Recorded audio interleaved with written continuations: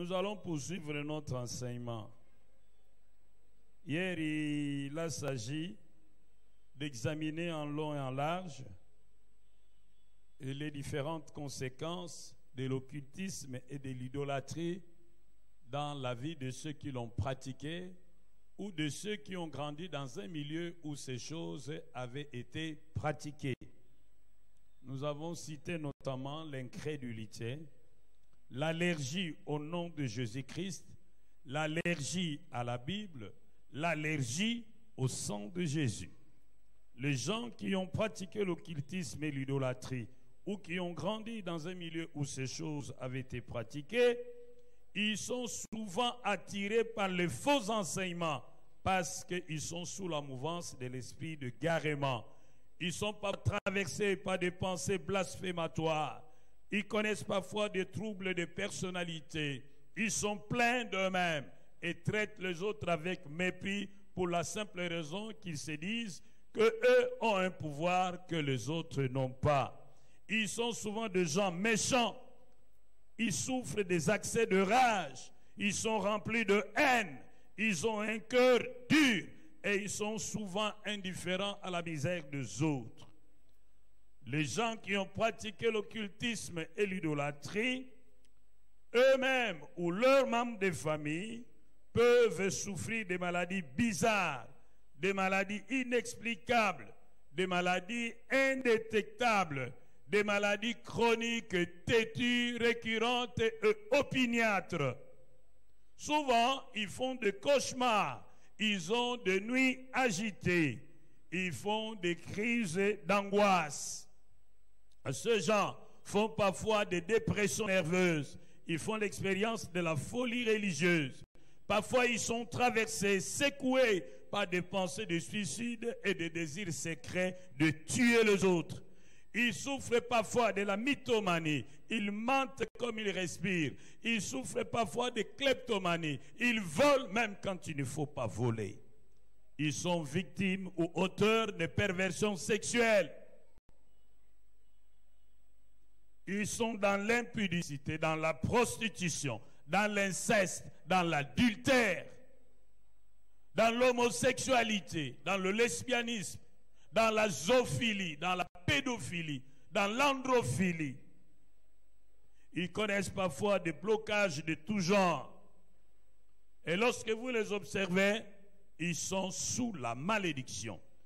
Ils sont victimes des échecs répétés lorsqu'ils sont près du succès. Et parfois, ils peuvent développer des dons spirituels. Mais ici, le spirituel ne renvoie pas nécessairement au Saint-Esprit, mais le spirituel renvoie, dans les cas d'espèce, aux forces démoniaques. Et lorsqu'ils sont dans un endroit où l'on prie, ils sont souvent emballés par un doux sommeil qui les empêche de suivre la parole de Dieu.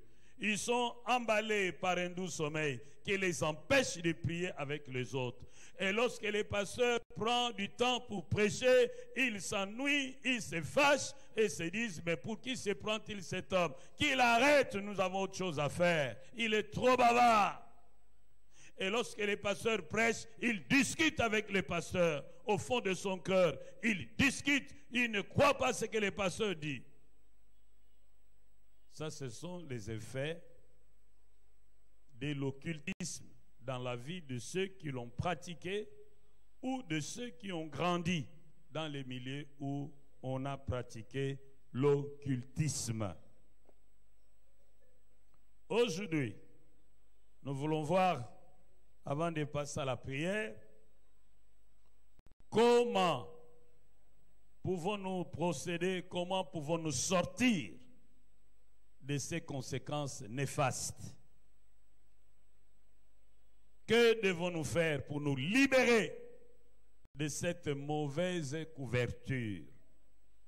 Et pour cela, je vais vous proposer une démarche en 7 étapes. La première étape, c'est celle de la nouvelle naissance.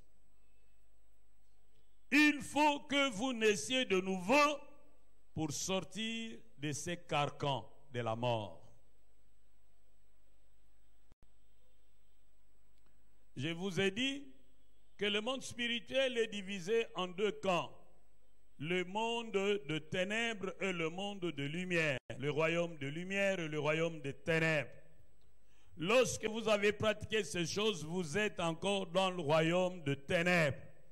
Et tant que vous serez dans le royaume de ténèbres, vous subirez toutes les caprices du diable et de ses ennemis, de ses démons. Pour vous dégager de leur contrôle et des conséquences de ces choses, vous devez migrer, vous devez être transféré du royaume des ténèbres au royaume de lumière. Et dans le livre de Paul aux Colossiens, dans la lettre de Paul aux Colossiens au chapitre 1er, depuis le 12e à 14e verset, on nous dit que c'est en Jésus que nous avons la rédemption et la rémission des péchés. Dès que nous acceptons Jésus comme Seigneur et Sauveur personnel de notre vie, Dieu nous transporte du royaume des ténèbres vers le royaume du Fils de son amour, en qui nous avons la rédemption et la rémission de péché. Et pour cela, il faut que vous fassiez un certain nombre de choses pour passer des ténèbres à la lumière. La première chose, vous devez vous repentir de vos péchés. Dans Marc 1, verset 15, Jésus dit, le royaume de Dieu est proche. Repentez-vous et croyez en la bonne nouvelle. Vous voyez, le premier élément pour entrer dans le royaume des lumières, c'est la repentance, d'après Marc chapitre 1, verset 15. Et lorsque nous lisons dans Acte 19, verset 18, prenez vos Bibles. Là, on nous parle des hommes qui ont pratiqué les arts magiques et qui sont venus à Christ. Et dans ces textes, l'auteur Luc nous dit c'est que ces anciens idolâtres et occultistes avaient fait. Acte 19, verset 18. Plusieurs de ceux qui venaient confesser et déclarer ce qu'ils avaient fait. Plusieurs de ceux qui avaient cru venaient confesser et déclarer ce qu'ils avaient fait. Et un certain nombre de ceux qui avaient exercé les arts magiques, ayant apporté leurs livres, les brûlèrent devant tout le monde, on en estimant la valeur à 50 000 pièces d'argent. Vous devez venir voir un homme de Dieu et lui avouer que vous avez pratiqué l'occultisme et l'idolâtrie. C'est cela qu'exige la repentance. La repentance exige la confession. Vous devez confesser publiquement ce que vous avez fait dans le secret et qui a déshonoré Dieu.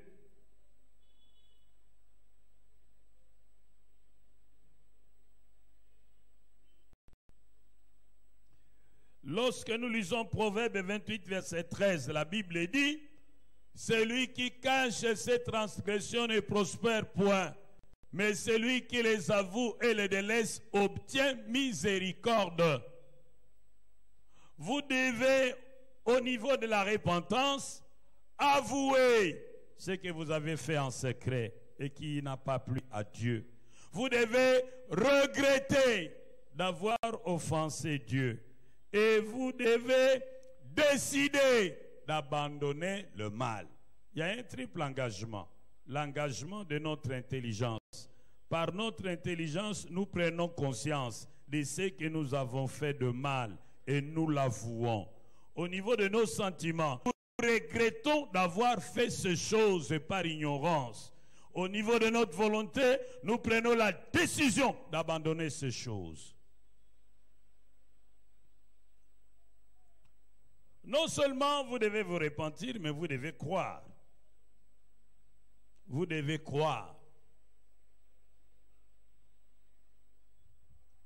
La Bible dit, mais à tous ceux qui l'ont reçu, à ceux qui croient en son nom, il a donné le pouvoir de devenir enfants de Dieu.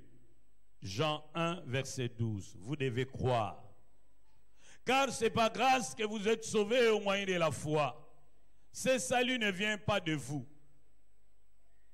C'est un don de Dieu. Ce n'est pas le résultat de vos efforts afin que personne ne se glorifie. Éphésiens chapitre 2, versets 8 à 10.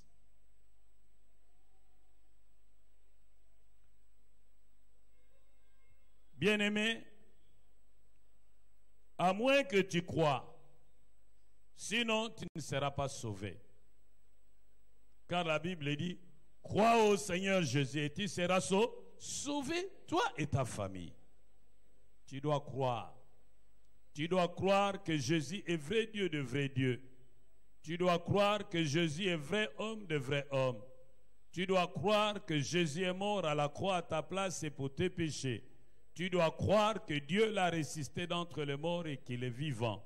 Tu dois lui faire confiance pour ce qu'il a fait à la croix pour le salut de ton âme. Et tu dois exprimer cette confiance en l'invitant dans ta vie comme sauveur pour pardonner tes péchés et comme Seigneur pour diriger ta vie. Nous disons bien Amen. À ce niveau, il est important pour ceux qui ont fait les sciences occultes de savoir demander pardon à ceux qu'ils ont torpillés.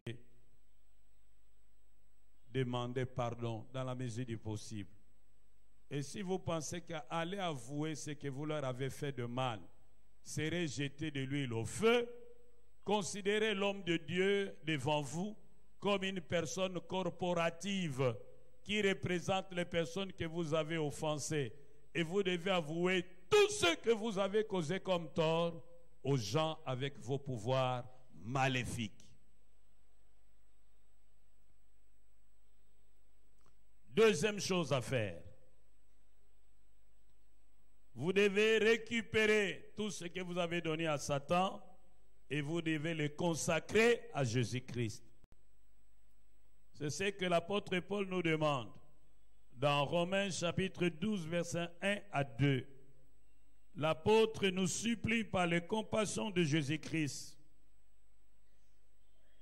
Il nous supplie par les compassions de Dieu à offrir nos corps comme un sacrifice vivant, saint, agréable à Dieu, ce qui sera de notre part un culte raisonnable.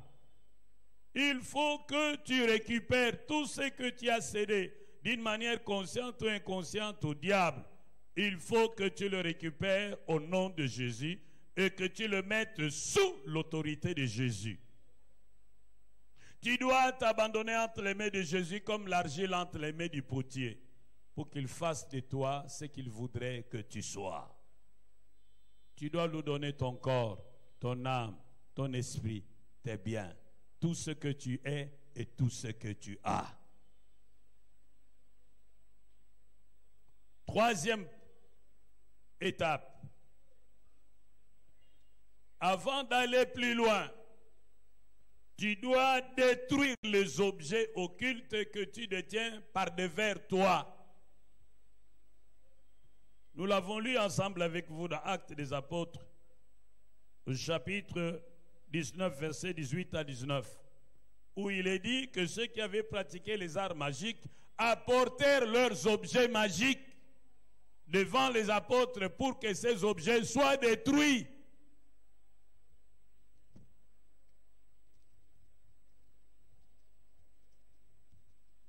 Vous devez apporter vos livres magiques, vos pentacles, vos amulettes, vos médailles, vos talismans, vos fétiches, vos bracelets, vos figures et vos figurines d'idoles, vos sanctuaires, votre encens, vos poudres sacrées, vos bougies, vos tabliers, vos soutanes et tout autre instrument que vous avez utilisé dans les services occultes. Vous devez tout ramasser, tout apporter et tout doit être brûlé. Faites attention. Il y a des gens qui vous disent, apportez ça, nous allons sanctifier. Non, non, il n'y a rien à sanctifier. Tout doit être détruit. Et l'homme de Dieu ne doit pas te dire, tu peux partir, je vais rester détruire. Non, il doit détruire ces choses en ta présence. Tu déposes ces choses, il te fait faire une prière de renoncement à tout esprit qui t'attachait à ces objets. Et après, on met l'essence, il te donne les allumettes, c'est toi-même qui dois mettre le feu à ces choses pour montrer la radicalité de ta séparation avec ces choses souillées. Quelle que soit la valeur de ce bien, elles doivent être brûlées. Il y a un frère qui était ici, il nous a précédés dans l'au-delà. Je ne sais pas où il est, Dieu seul sait. Il était dans la magie. Il a avoué qu'il était sorcier avant d'entrer dans la magie. Et puis il est entré dans la magie. Je crois vous avoir déjà parlé de lui. Il avait son tapis, il pouvait se déplacer d'ici pour la Belgique, pour le Japon, sans payer les billets.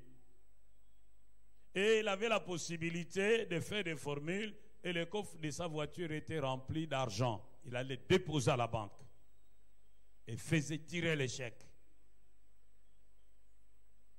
Mais lorsqu'il a prétendu s'être converti, je lui ai dit de m'apporter les livres magiques et son tapis. Il m'a dit, pasteur, je ne peux pas le faire parce que lorsque j'avais pris ces choses, j'avais promis que le jour où je n'aurai plus besoin de ça, je dois aller le leur remettre. Alors je ne veux pas que tu aies de problème parce que ces gens-là sont très méchants, peuvent te tuer. Alors je ne veux pas être base de tes malheurs, je vais aller le leur remettre. Je lui ai lu les textes sacrés. La Bible dit il faut qu'on brûle ça. Il dit oui, je comprends, mais pas pasteur. Non, il faut éviter des problèmes. Alors il m'a dit je te garantis que j'irai remettre. Quelques jours plus tard, il est rentré pour me dire j'ai tout remis. Est-ce qu'il a tout remis? Dieu seul sait. Tu ne dois pas aller jeter ça toi-même dans Kalam. Tu dois venir avec. Oh, dites bien Amen.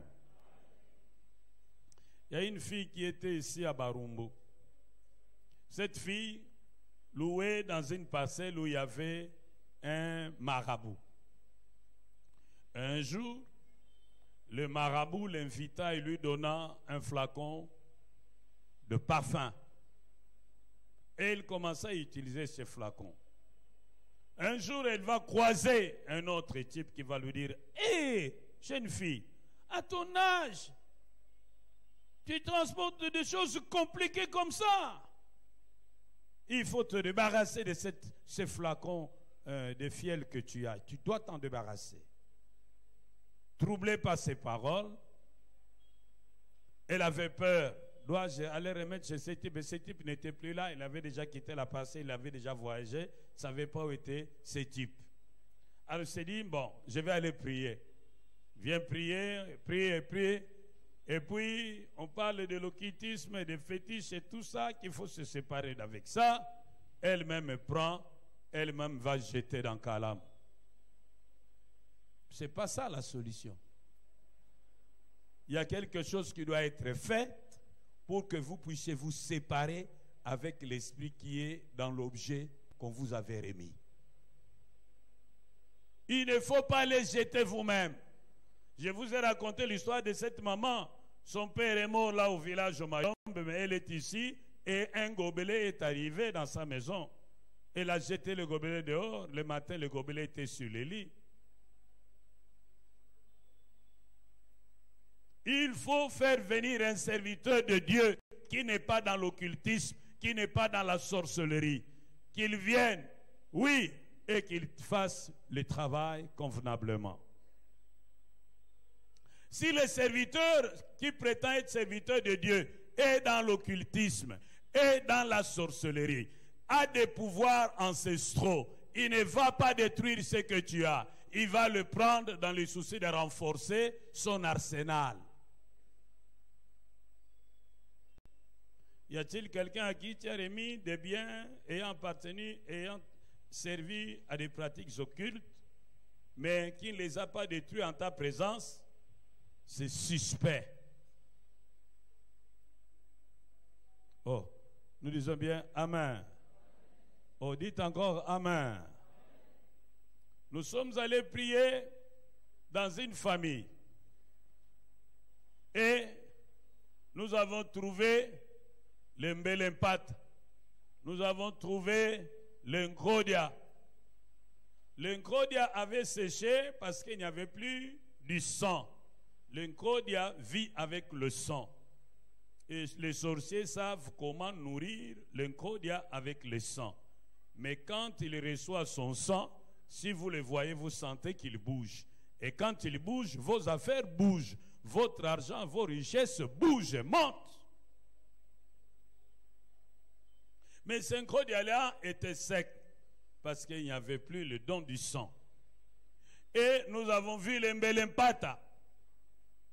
Les féticheurs que cet homme hébergeait dans sa maison depuis 20 ans. Va nous dire ça, c'est les Mbelempata. Et il dit au neveu du défunt, ne permets pas au pasteur de détruire Mbelempata, c'est juste un petit numéro, je vais t'apprendre. Prends cette histoire, c'est beaucoup d'argent. C'est rare de trouver quelqu'un avec les Mbelempata. Donc toi, ton oncle était très fort parce qu'il avait et l'Nkrodia et les Mbelempata. Elle ne permet pas à cet homme de tout détruire. Récupère les Mbelempata et je vais te montrer un numéro, comment il faut l'utiliser. Le neveu est venu me dire à l'oreille, pasteur, ne détruis pas les Mbelempata. Et moi aussi de lui dire, je n'ai pas les ordres à recevoir de toi. Nous avons continué, nous avons ramassé l'Nkrodia, les Mbelempata et toutes les autres histoires. Nous avons mis du feu.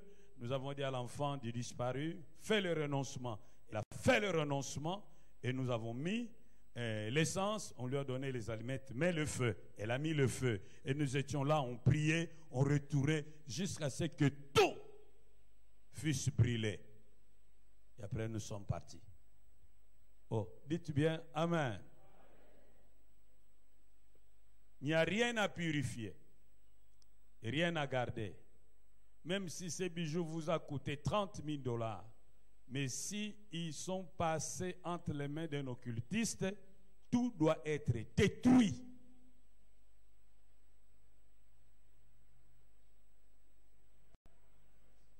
Je me rappelle, en son temps, vers 83, 84, nous sommes allés prier dans la maison d'un directeur de la Banque centrale.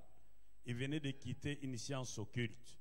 Et alors nous sommes allés chez lui pour récupérer les toges, les monographies, les livres, beaucoup d'histoires.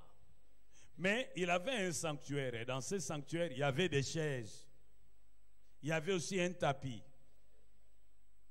Nous avons tout ramassé pour brûler.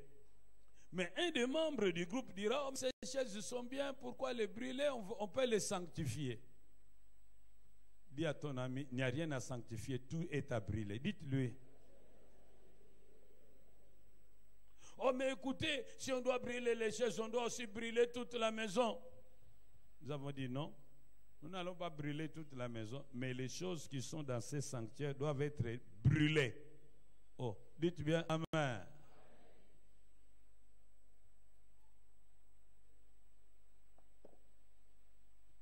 Si vous ne brûlez pas ces choses, vous vous souviendrez de Michée qui dit, il y a un épha, un petit objet de malédiction dans ta maison. Jésus dit, l'ennemi vient, mais il ne peut rien contre moi parce qu'il n'y a rien de lui en moi. Et si tu gardes des biens qui lui appartiennent, c'est qu'il y a un point de contact. Tous ces points de contact doivent être détruits. Oh, dites bien Amen. Quatrième conseil, quatrième étape, vous devez accepter le pardon de Dieu et demander la purification de toute souillure par le sang de Jésus-Christ. Sachez que Dieu vous a pardonné et acceptez ce pardon. Et puis demandez au sang de Jésus de vous purifier dans votre âme, dans votre esprit et votre corps. Parce qu'il est dit dans 1 Jean 1, 8 à 9, si nous disons que nous n'avons pas de péché, nous nous séduisons nous-mêmes. Et la vérité n'est point en nous. Mais si nous confessons nos péchés, il est fidèle et juste pour nous les pardonner et nous purifier de toute iniquité. Son sang effacé, toute condamnation pour ceux qui demeurent en Jésus. Oh, oh. Toute condamnation pour ceux qui demeurent en Jésus. Car la loi de la grâce en Jésus effacée et libère de la mort et du péché. Oh, son sang effacé, toute condamnation pour ceux qui demeurent en Jésus. Cinquième conseil, ou cinquième étape, vous devez demander que les frères et sœurs aînés dans la foi prient pour vous en vue de votre délivrance. Vous devez éviter de pratiquer l'autodélivrance, car après la résurrection de Lazare, Jésus n'a pas demandé à Lazare d'enlever ses bandelettes, mais Jésus a ordonné à ses apôtres de les délier. Évitez l'autodélivrance. Confiez-vous à des frères et sœurs assis dans la foi pour qu'ils vous prennent spirituellement en charge et organisent une session de délivrance en votre faveur.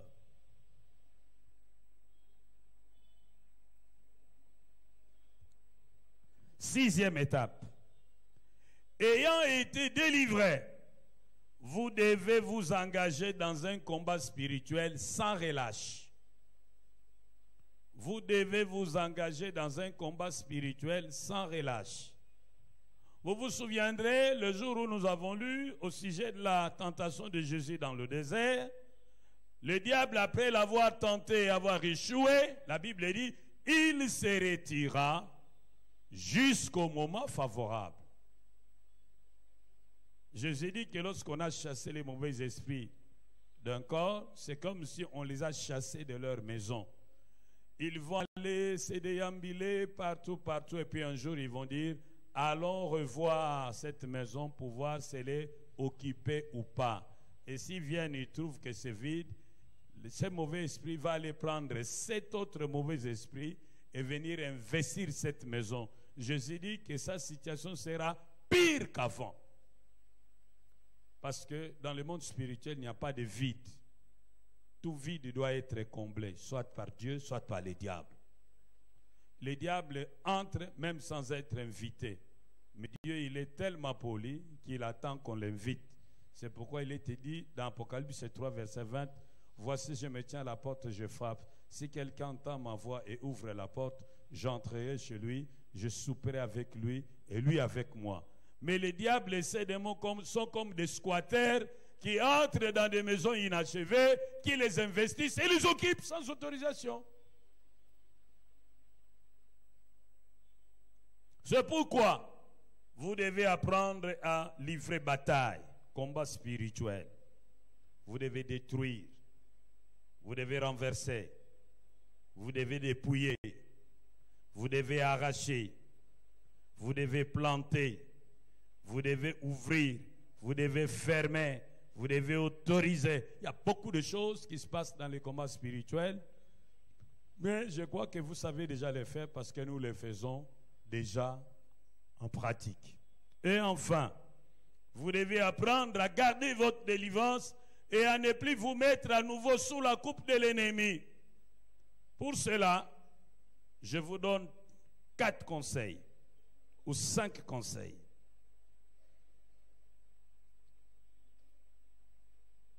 Vous devez faire de la prière votre mode de vie.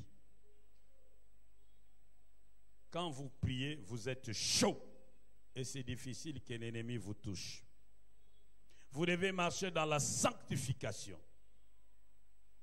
Dans 1 Jean 5, 18, il est dit, celui qui est né de Dieu se garde de lui-même et le malin ne le touche point.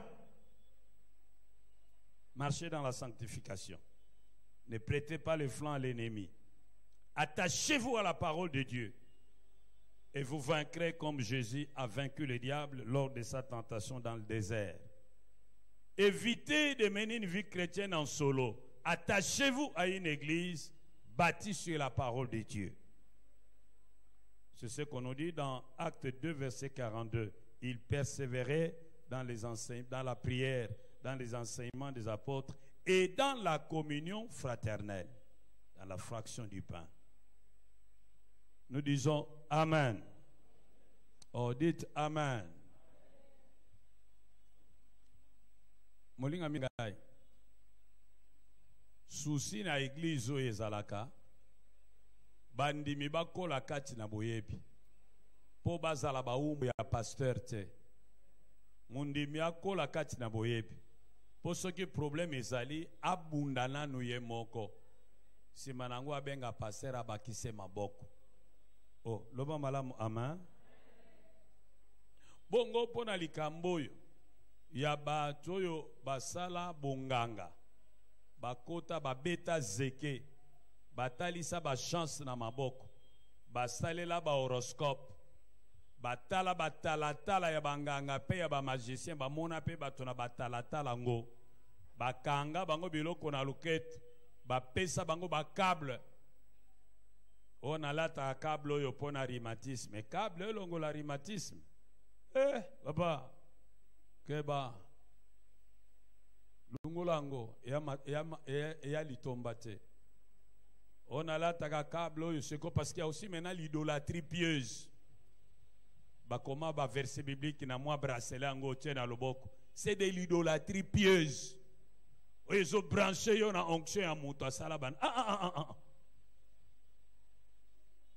Ou bien aux otambla na mwa morceau ya mukwa ya noko na bino poto zo yoka kango soki bozana besoin mbongo boza babola luka sala nyonso luka nani na famille na bino azaka na mbongo luka kufa bakunda ye wape kende zo mukwa na ye kata mwandambu tiaka na posi bisika nyonso zo ken mulu okozwa lopemba ya mbongo te ezalaka te wana nyonso eza idolâtrie pieuse. Ou bien on komisi mafuta babondela ki pona mafuta na yo yo komisa ngo lokola nzambe na yo te salela ngo me kutia confiance no na yango te confiance no epai na Yesu Masia. Idolâtrie pieuse azana ma ya Jourdain akende ko zo ma ya Jourdain ayena ngo agomo ko sokola batu bilongi maboko makolo. C'est grave. Wana babengi ngo idolâtrie pieuse. Idolâtrie pieuse. Azu Bible atiaka na moto ambete. Idolâtrie pieuse. Il faut que boya bilokwa. Soki pe ozandoki. Na lobaki ya likambo sorcellerie consciente na sorcellerie inconsciente. Oyonga bamusus bazobe ngango sorcellerie activée et sorcellerie non activée. Donc basi ba pesa yo kindoki mais batiango na nzoto no lokola moteur ezalaga moto ya ko démarrer yango. Mingi bato babota mwana ba famille ya ba chef ezala ba chef royaux ezala ba chef coutumier. Bazeli sagate ko bota mozobota mamba pêche directement moteur est mis en place. Comme ça si jamais à coup fait que bazana besoin de remplacer et ça compléter ba lobono yagaga ce koye ba ko beto kaka mwa mukila wana ya paka sana longi pa misuno efungomi moteur est démarré. Okomi komona obiso tozomona te okomoko yoka obiso zo yoka te okomiko pumbwa okomiko assister pe na ba réunion ozibo konzipe vandi. Donc tozana ba sorcellerie mususu ezali activé mususu ezali non a mususu ezali consciente mususu ezali non ko. Donc bozali awa sorcellerie consciente yomoko yebi obima ko pumbwa ko kende. Sorcellerie inconsciente ou bien sorcellerie subconsciente. Et ça n'a nous activé, mais ezali déjà mise en place. Toyambaka mwana mwasi mokwa tozaka veiller na jeudi. Chiko tozoloba na mutu akotaka na tobondela pona ye. Tangu ya koti to bondeli pona na bambani abaluke ezaki grave. Biso tozana baka ebelebele chiko bozwa yebo memaye. Bakeba memiye ayambuli kindokene asilisa na yese. Jolie fille. Je suis sorcière.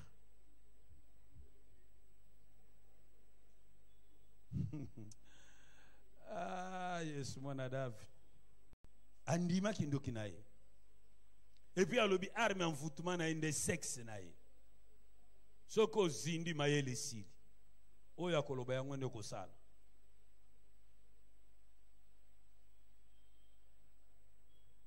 Moi elengi muke meba izo sala ba dega.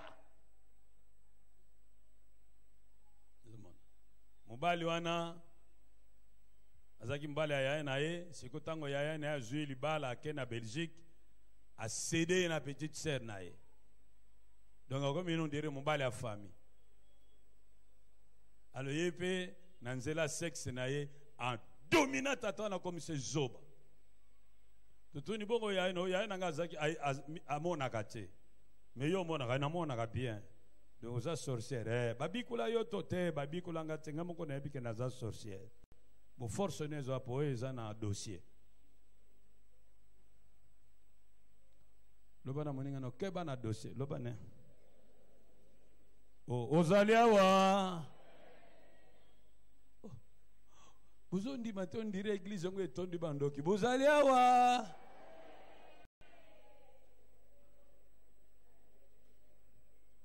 Donc ici qu'on va nous regretter. Vous avez tout notre dossier, est-ce que ah papa, toko bongi sango le lolo papa la mère. Alors pour l'ongwa na makambo, 7 conseils de na pesi. Conseil à liboso ndima Yesu masé lokola mokonzi pe mobikisi na yo.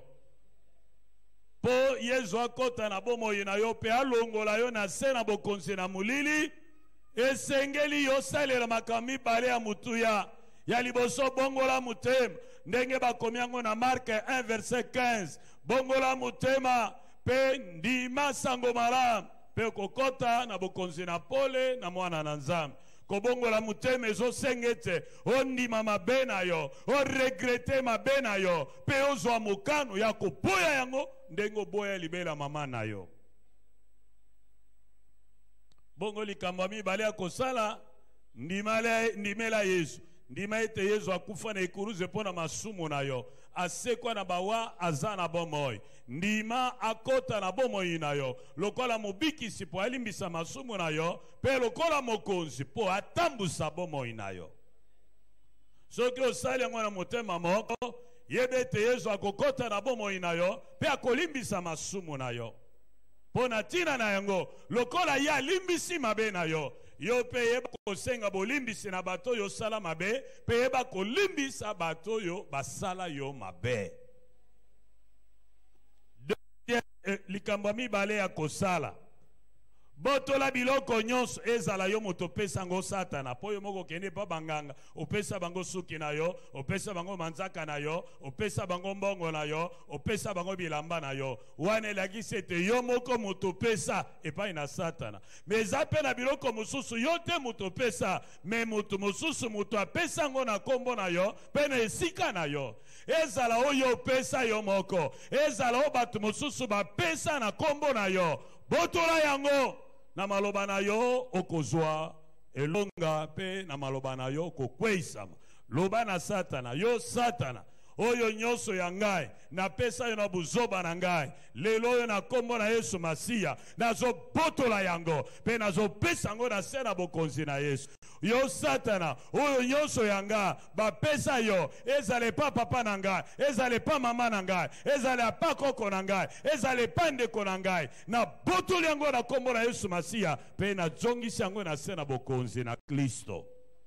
Oh, loba malamu, amen. Botola mbongo na yo, mayele na yo, kitoko na yo, sante na yo, misala na yo, libala na yo, bana na yo, nyonso ya yo, botola pesa epai na Yesu.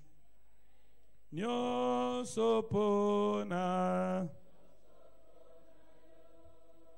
nyonso pona, oh.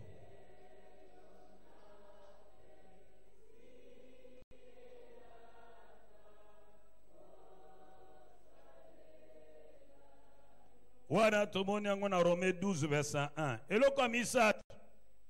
Zwa biloko nyonso yoyebi. Esalela bunganga, esalela bakis, te pa ba marabu, te pa na ba guérisseur, te pa na ba to misala mabe, te pa na ba chef coutumier, ta soki wap, zwa yango na obatikela yo, na yo moko kendaka kolua.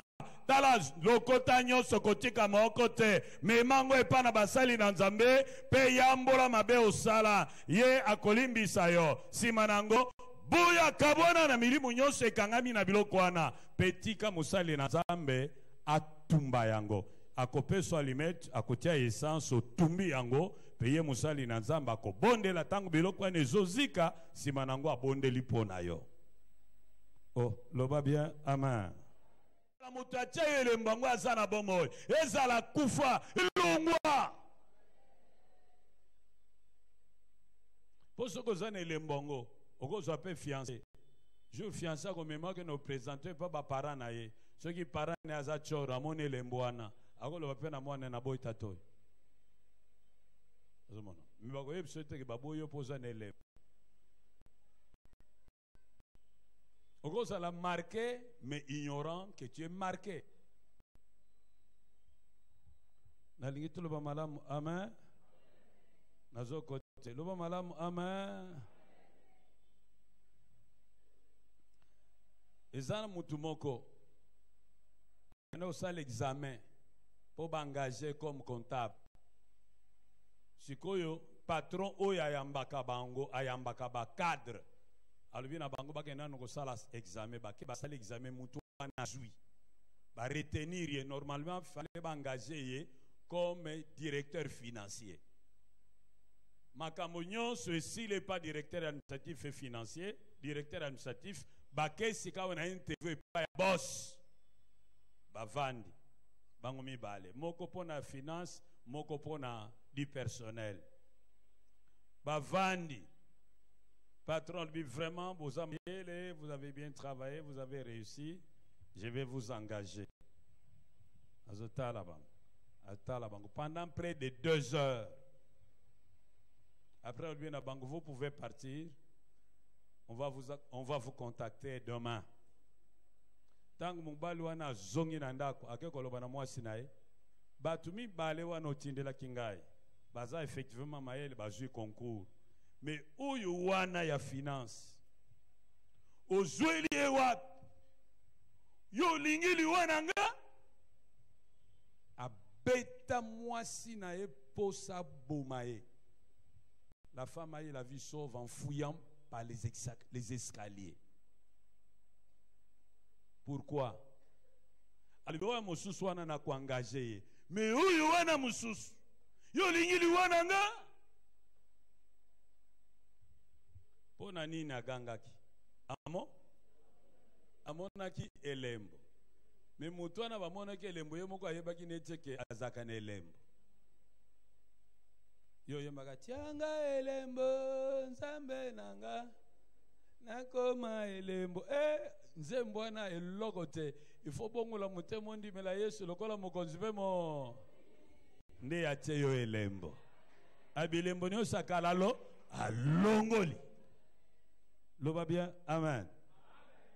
Ah, loba bien, amen. Il y a un batumususo baza d'un certain niveau très élevé. Il y a makamba mulili. Ceux qui vont koutani nae, il faut la secouer. Pour amoni que yoza ya bangote. Et puis à koko talo boyete, il faut qu'il se long. Parce que yoza na mwinda. Oza na mwinda.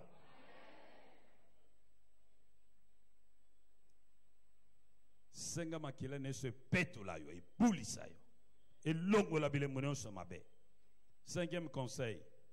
Senga bandeko ba bonde la pono ba salo délivrance. Oyebi tango to lobaka tozo bonde la c'est bien. Mais tango to sala ka cercle. To tiens na kakati. Izakelo ko mususu. Tuyambaka ndeko moko yakawa azako sambela na église moko na Bandal. Bongo kuna na Bandal pasteur na bango azako kende na Nigeria. Ceux qui pasteur na bango uti na Nigeria ako mema bango na retraite parfois il y a 40 jours. Donc chaque nuit azo sala bango ba initiation. Zo teya bango azo sala bango ba initiation, zo pakola bango mafuto tchaba mabok. Après 40 jours ba koma ki na epa quoi. Ya lobi na biso ceux qui va baigner quelque part, ceux qui a tey. Tango azo tambola na baranger, ceux qui tika maboko boye, batu bazo kweya de gauche à droite. Si kwa yebi. Bazo benga ye. Ceux qui a créé ba ko louer a tey ba offrande aposo nyoso na ba calculer ba kabuli ba katele parti na ye. Mais à l'obi problème les agande li kambo banzel. Donc ce qu'il il faut ça la pensa visite. Et moi c'est mon robot a été. Elle dit non papa, naki n'est pas quoi. Amuko mususu azole kawa, amoni biso tozana croisade, ayoki nazote vie wana, ils ont dit mon gonga vie wana tuni. Et c'est vie wana ni obe a foot. Faut na côte. À côte. Azoyok. Siko komi tango nchiku musu. Tan abambana. Siko tango tolandeli avoué. Mais tango tozobondela. Muli musan tout azalaki naye. Ezaki mili mususu. Ya one nazo insister. Pona likambo etali idolâtrie pieuse. Batu mususu ba komi négativement chargé parce que bazaki en contact na ba passer bazana biloko à Nigeria. Na ba passer bazana biloko ba kacher, na batu bazana biloko ba kok, na batu bazana ba talisman, na batu bazana ba ceinture magique, na batu bazana ba bougie na bango. Alors ceux qui ozaki na ba contact a modèle wana oyebite ceux qui oza négativement chargé ou pas, senga batu na nzambe ba bonde la pona yo.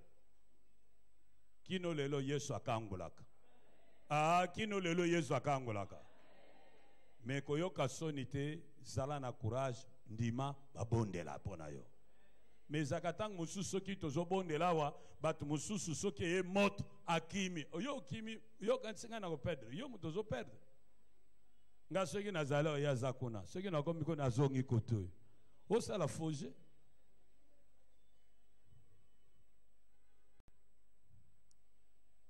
Oh, amen. Ce qui te lobi tozo bonde la mutu na muta kota na kati zela tourna yo loba na nzambe na zonga ndenge na yeli te soki ezane loko katikati na ngai oyo yo tiate ebima elongwa tokomi na point ya 40e point yeba ko sala combat spirituel. Yeba ko sala combat spirituel. Pe okoyeba ko sala combat spirituel, tango ka to sala combat spirituel, sala ndenge to salaka. Na kombo na Yesu Masia. Oya pesa ngai bokonzi ya kotambola likolo na koto nyoka pe nguya nyonso Satana. Aloba na ngai ko sala ngai mabe soki mokete. Na kombo na Yesu Masia. Oya aloba tala bilembe kolanda ba kondimela ye bakopenga na milimu mabe na telemi likolo na maloba na Yesu Kristo pe nazo loba epai na milimu mabe nyonso oyo elandaka ngai Oye kota kavanga na kota. Oye bima kavanga na bima. Oye vanda kavanga na vanda. Oye loba kavanga na loba. Na zo loba na bino. Na kombo na Yesu Masia. Oye amona na kipona kobebisa misala na Satan. Allez, bino nos. Vous donnez les ordres. Et vous croyez que ce que vous dites arrive. Oh, loba bien, amen.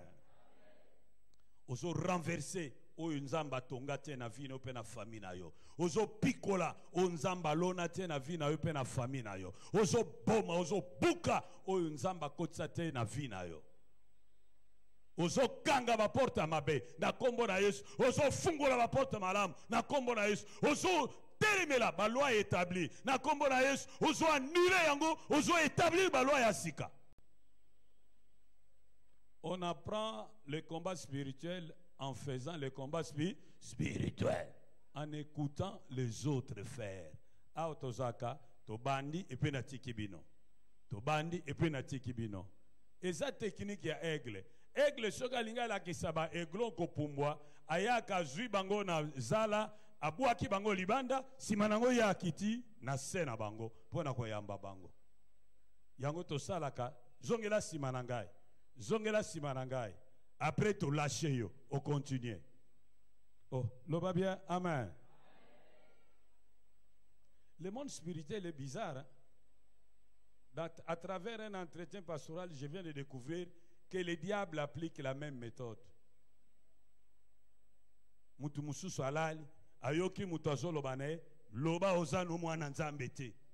Loba oza ya nzambe te. Ye pe azo répondre. Loba ke olingi Yesu te. Ye pe azozonge. C'est terrible le monde spirituel. Nalingi to loba malamu, amen. Nazokate, loba bien, amen. Voilà. Septième et dernier point, yeba ko bomba délivrance na yo, na kotambolaka na bomoi na mabondeli, na kotangaka liloba na Nzambe tango nyoso po olendisa kondima na yo, na kotambolaka na bomoi kati na komibulisa pe na kokangamaka na ndako na Nzambe. Tika Nzambe apambola biso.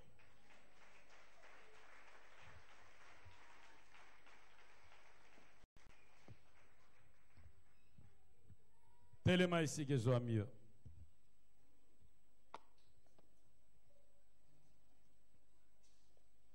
Natondi yonkolo, Alléluia, natondi yonkolo, amen, amen.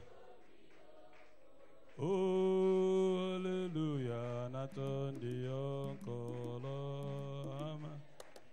Yutambuli sanga, mikolo nyonso, natondi yonkolo, amen, amen. Natondi yonkolo, amen. Tombola maboko na yo. Tonda Nzambe pona mateya oya pesio. Bondela.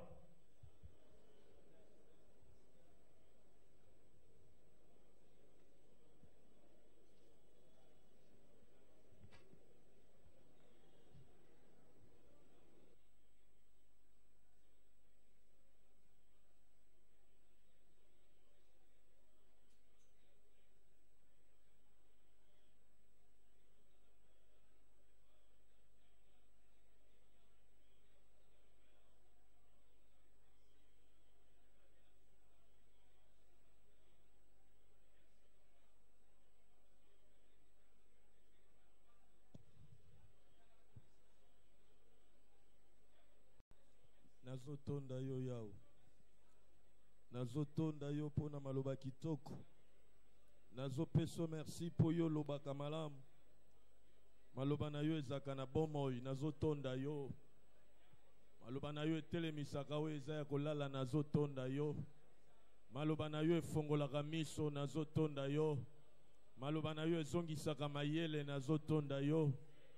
Maloba na yo efongolaka bato yo bakangama nazotonda yo pona maloba kitoko ya pokwa leo yawe yaka lisusu ozwa lokomo yawe ezwa na yo masanjoli zwa na yo nkembo haleluya mosanto na lola na tondi yo na pambolio. Pueto zamalam. Oui, bien aimé, tozo répondre kaka na cette étape ba pesi biso. Ya liboso balobi na biso foza la siroza mwana nzambe. Ngana za siroza mwana nzambe. Na gomelelo mbondo te me na lobi na siroza mwana nzambe. Soza mwana nzambe te mbulo eleka te fo régler likambo oyo. Me na ndimi te yo za mwana nzambe. Tombola maboko likolo. Ozo mizongisa lisusu epai na ye. Balobi na biso oyo aza mwana na nzambe andimaka balimbisa ye apesaka pe bolimbisi alimbisaka pe batu. Nalingi bisika ezwami otombola nano maboko likolo. Ozobondela yo moko Yawe soki na batu netamboli na nga nelobeli na nga na kobika na nga na sala bango makambo ezokisa mitema na bango. Yawe nazosenga bafungola nga na mitema na bango balimbisa nga. Deuxième phase pe ozokende kolimbisa bato yo desidaka ete na kolimbisaka bango te. Po balobi na biso muto ya bongoli mutema andimaka kolimbisa bato pe asengaka bolimbisi na bato esengeli kosenga bolimbisi. Awa na kotia maloba na munoko na yo te tombola maboko yo moko bondela. Nalingi oleka etape te banda kosenga nzambe. Soki eza na bato yo bazoka na etamboli no mabe na elobeli na yo. Ata baloba na yo te me mitema na bango ezoka bakanga yo na boloko na mitema na bango. Loba na nzambe nazosenga bolimbisi bafungola ngai Yawe. Nabima na buloko wana loba. Ba oyo po kotisa bango na buloko na mutema na yo. Okonga mutema oza mutema makasi. Limbisa bango lelo fongola mutema. Bimisa bango na buloko wana. Bondela bien-aimé, le pardon ezo libéré yo, le pardon ezo peso avance, le pardon ezo tia yo na karo ya liboso. Loba na nzambe, olenge Yesu alimbisanga, gape na zui mokano ako limbisa bango. Limbisi muto ya zokisanga na limbisi ye. Limbisi mutu wana Yawe na fongoli motema na ngai. Oui, bien-aimé, bondela nzambe. Alléluia. Alléluia. Alléluia. Alléluia. Tombola maboko likolo. Ozobondela na mngongo makasi Yawe. Na fongoli ekuke ya mutema na ngai. Na sosoli ya solo. Na za mokonzi. Na bomoi na ngai. Po na zwaka ba décision. Na vi na ngai. Ndenge na linge. Po na tambusaka yango. Ndenge na linge. Me lelo yo. Nazo changer ba rôle. Na lingi yo Yesu. Okoma mokonzi. Ya vi na ngai. Okoma capitaine. Nga passager. Okoma chauffeur. Nga nazala passager. Banda lelo. Yesu Masia. Kota na vi na ngai. Lokola mokonzi. Pe mobikisi na ngai. Lokola mokonzi. Poyo tambu sa vi na ngai. Ba sentiment na ngai. Volonté na ngai. Ba émotion na ngai. Ba décision na ngai. Ba posa na ngai. Etambu sama. Kake pai na yo. Banda lelo yo. Zwa direction. Ya vi na ngai. Impose ngai. Volonté na yo. Oyo na kosala. Ezala kaka ya yo. Yesu Masia. Na ye pai na yo. Komi buaka. Lokola argile.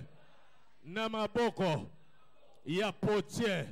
Yesu pesa ngai forme. Oyo lingi. Komi sangai.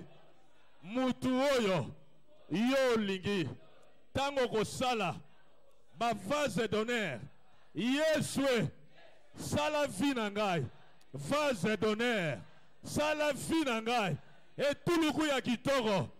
Yesu na mibuaki na maboko na yo. Lokola pate na maboko ya boulanger. Sala na ngai. Oyo yo lingi. Alebeta maboko Yesu asala na yo banda lelo. Oh loba na Yesu sala ngai eloko lingi nazala. Komisanga muto lingi nazala. Bondela bien-aimé, bondela. Kondima ye lokola mokonzi. Asala na yo eloko alingi. kondima ye lokola mobikisi po alimbisa masumu na yo. Oui, loba komisa ngai eloko lingi nazala. Nazala sujet ya esengo na yo. Nazala sujet ya gloire na yo. Nazala sujet ya kobenda batu katikati na nkembo na yo.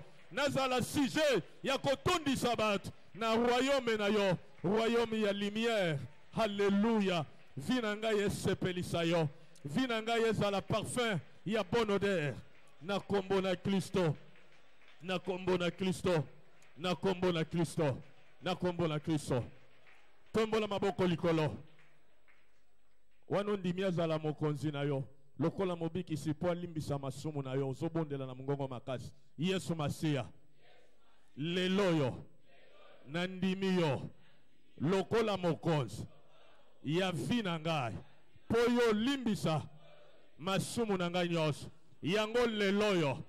Nazoloba na yo. Nioka na kalakala. Yoka ngai malamu. Naboyi yo. Nabokonzi na yo. Ya mabe. Naboyi yo. Nabonganga na yo. Naboyi yo. Nakindoki na yo. Naboyi yo. Namuyeke na yo. Naboyi yo. Nabankodia na yo. Naboyi yo. Na idolatri na yo. Na maseke na yo. Na bonzambe na yo. Naboyi yango. Nguye no kiritisme. Naboyi yango. Ya ba chef coutumier. Naboyi yango. Ya magie. Naboyi yango. Ya bokoko. Naboyi yango. Nguye na ba zebola. Naboyi yango. Alebeta maboko boya yo moko boya boya boya boya. Ozo boya oyo nyonso eza occultisme pe idolatrie na vie na yo. Beta maboko boya yango. Oh beta maboko boya. Nguya na batalisman. Nguya na banzungu ya famille. Nguya na maseke. Nguya na ba bracelet. Nguya na ba loge na ba sanctuaire. Nguya nyonso. Oya ba mayaka.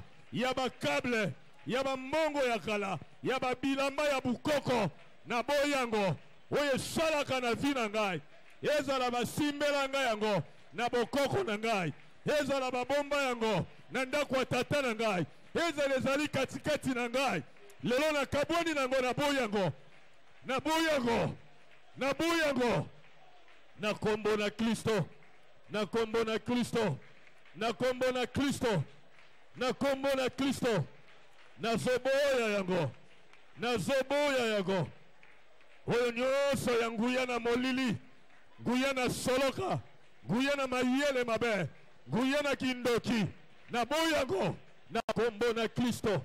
Alléluia, alléluia, nguya ya batapirula, nguya nyonso ya ba malete magique, nguya nyonso ya ba bike magique, nguya nyonso ya ba livre magique, nguya na mbelempata, nguya na bankodia, oh nguya nyonso na mbilikiti, na boyango, nguya ya maseke, nguya nyonso ya ba bake magique, ya ba bracelet nyonso, na boyango, na kombo na Kristo, na kombo na Kristo, na kombo na Kristo. Tombola maboko likolo, ozobondela na mngongo makasi, na kombo na Kristo. Na yelelo liboso na yo nioka na galagala na basali na yo yoka ngai malamu. Bible lobi na ngai Yesu Masia apesanga bokonzi ya kobotola, ya koniata, ya kopanza, ya kotelemisa pe ya kotonga. Yango lelo yo likolo na nguya wana nazobotola oya malamu nyonso ozwa na vi na ngai, ezala na nzela ya tata na ngai, ya mama na ngai, ezala na busoba na ngai moko, oya malamu nyonso oyo ozwa na vi na ngai, lelo yo nabotoli yango, nazobotola mbongo na ngai na maboko na yo, nazobotola sante na ngai, kitoko na ngai, oh kitoko na ngai. Yene mebotola kitoko na yo, ba misusu bakomisaka bango mbongi, Botola déjà, betana na maboko, botola biloko wana, beta maboko, botola, botola. Botola mbongo, botola santé, botola kitoko. Botola ngenge na yo, botola. Alléluia. Nazo botola. Nazo botola ba finance. Nazo botola ba finance. Nazo botola ba finance. Nazo botola ba finance. Na maboko na nyoka na kalakala. Na maboko na miyibi nyonso. Na maboko na ba magicien. Na maboko na ba marabu. Ezala ya famille tata to ya mama na ngai. Na botoli yango. Na botoli yango. Na botoli yango. Na botoli yango. Alléluia. Alléluia. Tombola maboko likolo. Na kombo na Kristo. Nazo botola.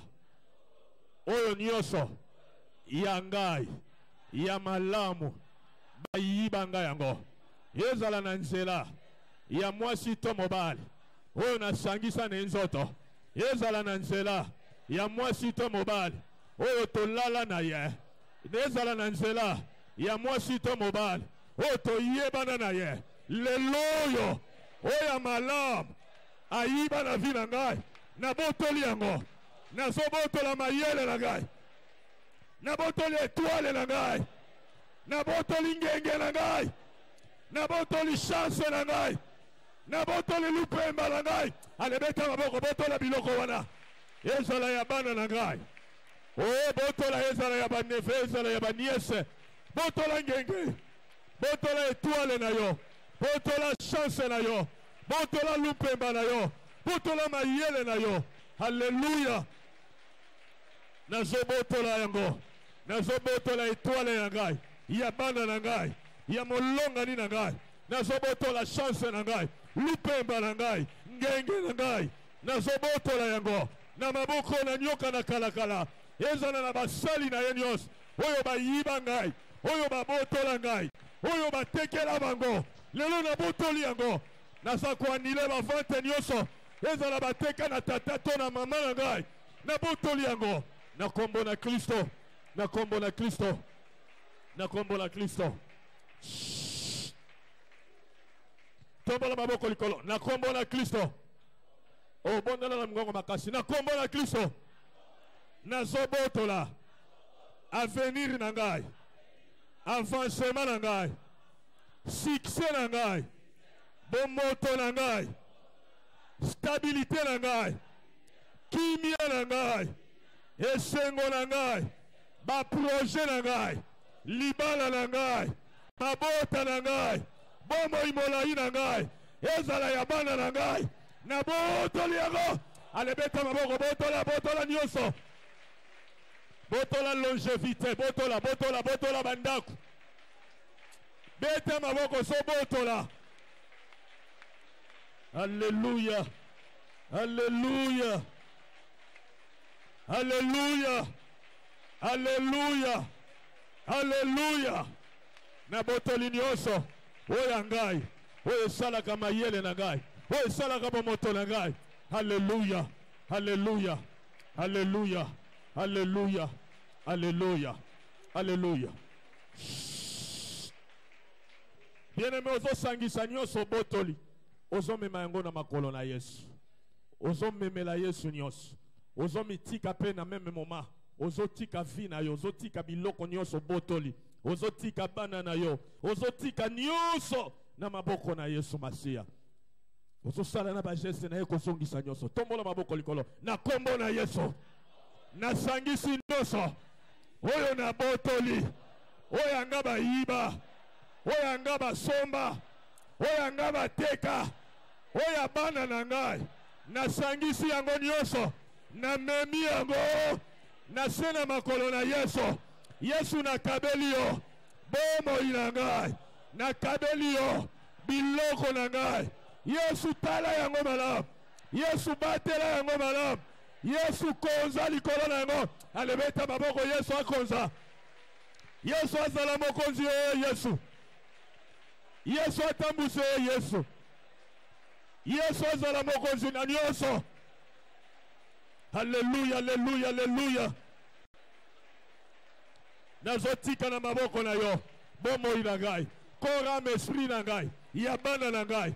libota na ngai biloko na biso nyonso tozwi na maboko na yo natiki na so na bokonzi na yo Yesu. Yesu yo konza, Yesu yo konza, Yesu yo konza, Yesu bebisa oyo eza ya yo te. Yesu yo moko konza, Yesu yo konza na kombo na Kristo nazotelema na liboso na yo. Haleluya, haleluya. Tombola maboko likolo na kombo na Yesu. Nazoyoka yo te na kombo na Yesu. Naza ko détruire biloko nyonso ya bonganga, ya bokoko, ya kindoki oyo etelema na famille ya tata na ngai oyo etambulaka de génération de génération. Lelo yo ebeba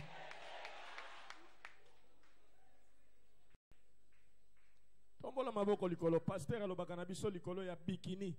Bikini wana etambulaka na ba génération. Ba mama balata, bana balata, bakoko pe ya bana wana bakomolata yango. Lelo oyo nyonso eza obligé ya occultisme pe bunganga ebeba lelo. Amen ino eza kilo.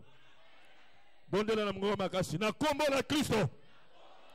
Nazobebisa biloko nyonso ya bonganga, ya bokoko, ya kindoki, ya magie oyo etelema likolo ya libota na ngai, likolo ya vi na ngai.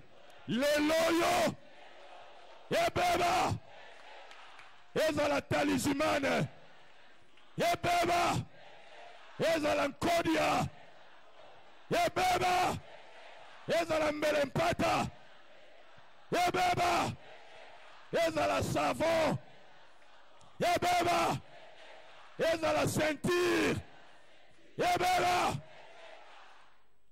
avant ukabwana nango fo ebeba nano kokabwana nango te po mutu mosusu aya koactive yango. Bebisa yango tangu tokoya kokabwana nango esi ebebi.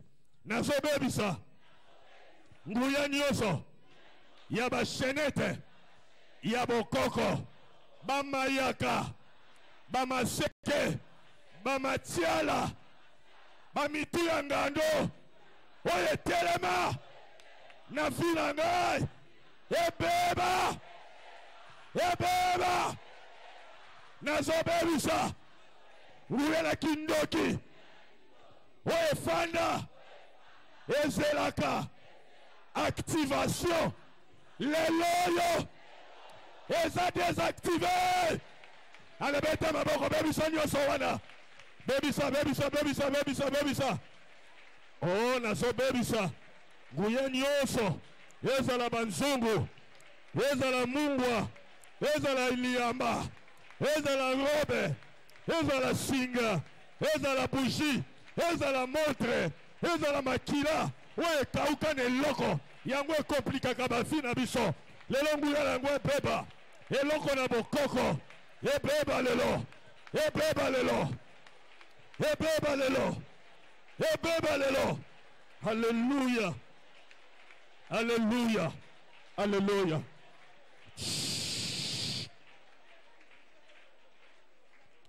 Tombola maboko likolo. Ngonga muke tozowele ngonga.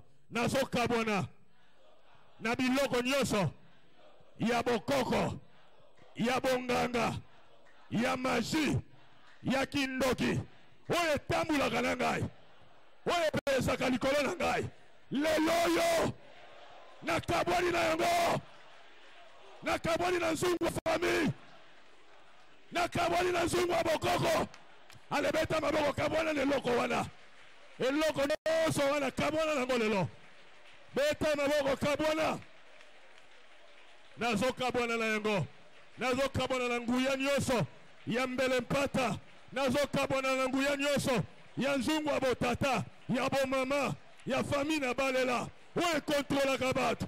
Lelo nakabwani na yango, na se débarrasse na yango.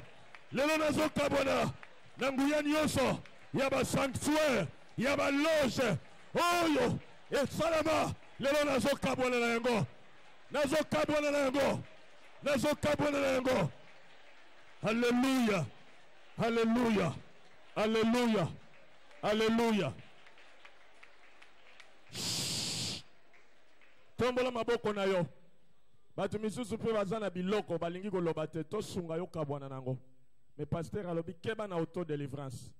Luka basali na nzambe pesa bango basunga yo. Savo wana ko kende ko bwaka ngo yo moko te. Nga nazo sunga yo zo kabwana nango. Na kombo na Kristo. Nazo kabwana.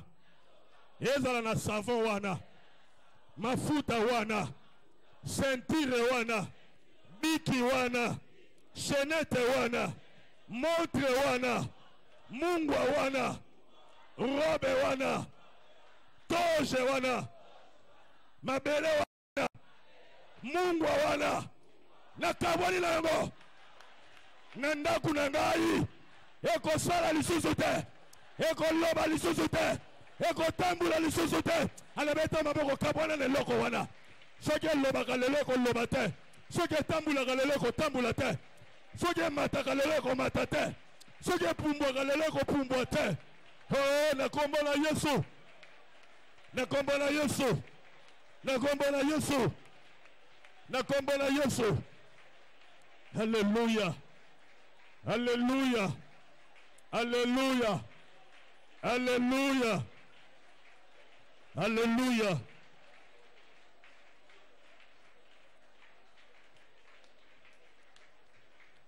Tombola maboko likolo.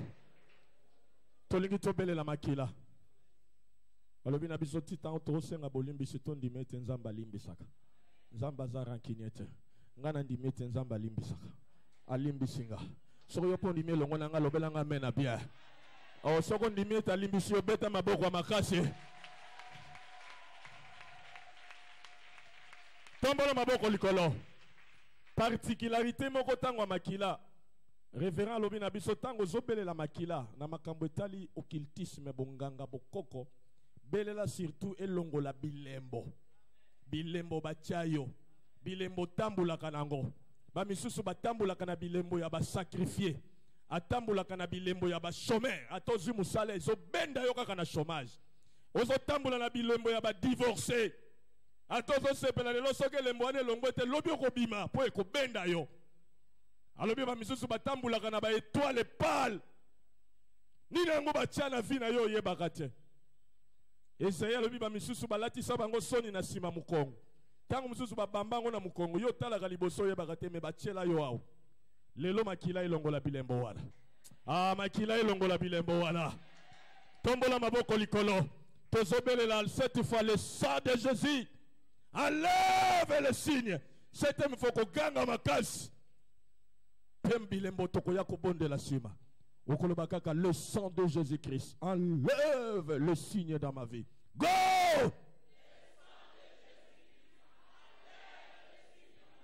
2 3 4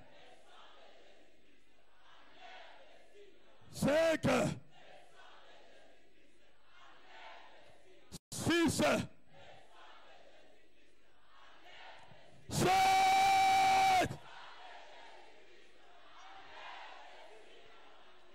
Tombola maboko likolo sikoyo. Tombola maboko likolo. Na lingo fana no kimia. Makila na Yesu longola siko bilembo. Na lingi makila na Yesu longola bilembo. Elembo wana ya kindoki. Sorcellerie inconsciente non activée. Elongwa. Elembo ya ba perdant. Nyonso kosala okolonga te elongwa. Elembo ya batu ya matanga. Condamné na kolelaka via ba plaire via kolela. Tombola maboko likolo makila na Yesu elongola bilembo wana. Le sang de Jésus. Le sang de l'agneau. Le sang de Jésus. Elongola bilembo ya ba nyoka. Elongola bilembo ya ba vaudour, ya ba vampire. Elongola bilembo ya ba maître. Elongola bilembo ya ba chef royaux. Elongola bilembo ya ba princesse. Ba chayo elembo ya ba princesse. Otambula kana bilembo ya ba prince yango ebebisela kayo makam. Tombola maboko likolo. Elembo ya ba maladif. Ba kondana yo na maladi. Yesu alongola elembo wana. Osobole la skona mungongo makasi. Na kombo na Kristo. Na sobele la makila na yo Yesu. Oye sopana gine kuluso. Pona ko sokola ngai. Pona ko bulisa ngai. Yesu makila na yo eya kolongola ba marque ba signe ba cachet ba étiquette bilembo nyonso oyo batia na vi na ngai ezala na nzela ya bokoko ya botata na ngai ya bokoko ya bomama na ngai ya bokoko ya kombo bapesa ngai bilembo wana elongwa bilembo ya bandoki elongwa ya batigre elongwa ya bahipopotame elongwa ya bangando elongwa bilembo ya baroi elongwa ya baprincesse elongwa ya baprince elongwa bilembo ya kufa elongwa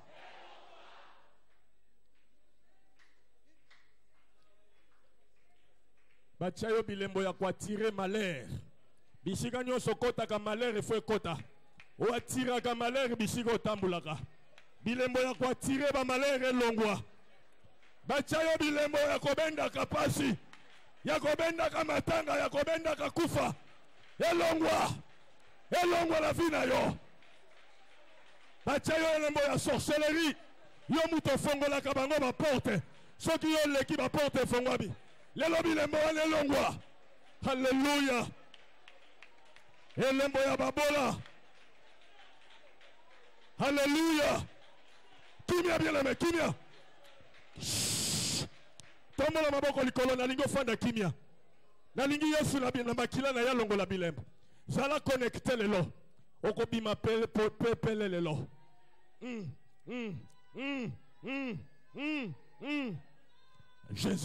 Jésus-Christ est Seigneur. Jésus-Christ est Seigneur. Il est redoutable. Jésus-Christ, oui, le sang de l'agneau. Le sang de l'agneau. Le sang de l'agneau. Makila na Yesu. Elongo la bilembo. Elongo la bilembo. Bilembo ya ba condamné. Bilembo ya ba sacrifié. Bilembo ya ba fandi. Famille fandi. Personne fandi. Basi ba tekayo. Elembo wana lelo longwa. Elembo ya ba esclave. Elembo benda ka ba mari de nuit. Elembo ya sorcellerie. Bilembo ya sorcellerie. Sorcellerie consciente. Sorcellerie inconsciente. Bilembo la kindoki. Bilembo la kindoki. Elongwa. Bilembo la mayele mabe. Bilembo ya mayele mabe. Tombo la maboko lelo bilembo wana elongwa. Tombola maboko likolo nyonso simba ke kufaka eze elembo mabe nyonso simba ke kufaka elembo wana elongwa soki mutu asungi yo fo likama eswaye elembo wana fo elongwa soki mutu asungi yo mabe fo elanda ye elembo wana fo elongwa halleluya elembo na sorcellerie elembo na mayele mabe sorcellerie ya bomama na yo oya botata na yo oya bakoko na yo oya kombo bapesa yo oya clan na bino lelo elongwa oyo esalaka bapoint de contact lelo esolongwa elembo ya limitation elembo ya baveuvage précoce bakondana yo kokufela mibali bilembo ya errance okosalaka eloko te instabilité elongwa elembo ya tirance na ba faux enseignement na ba fausse religion elongwa haleluya kimia sikoyo kimia tikaka makila esala musala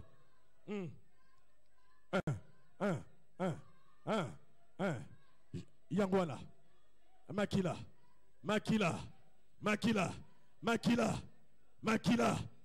elongola badeshe batia na vi na yo etikala lokola elembo bakotisa nini na vi na yo akotisa yo eloko nini akotisola eloko nini amatiso eloko nini na fina yo elembo wana ezolongwa. Haleluya. Makila na Yesu, makila na Yesu, makila na Yesu, makila na Yesu, makila na Yesu.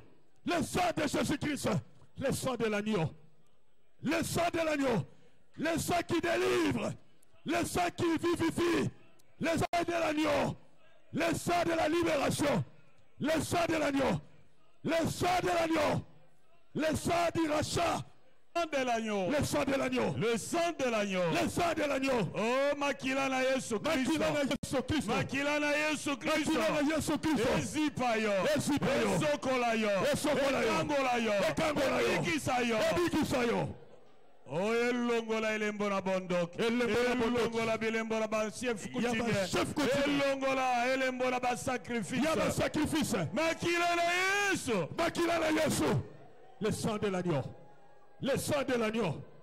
Elongola bilembona kindoki. Bilembona mayele mabe. Bilembona ba chef coutumier. Alléluia. Bilembona ba chef coutumier. Alléluia. Bilembona ba chef royal. Bilembona ba chef coutumier. Yaba chef coutumier. Elongwa. Elongwa. Oya bondoki elongwa. Yaba bondoki elongwa. Oya libabe elongwa. Oya libabe elongwa. Oya bilakele mabe elongwa. Elongwa. Il y a stérilité. Il y a stérilité. Elongwa. Bilembona stérilité. Bilembona stérilité elongwa. Oh, bilembona célibat prolongé elongwa. Bilembona célibat prolongé elongwa.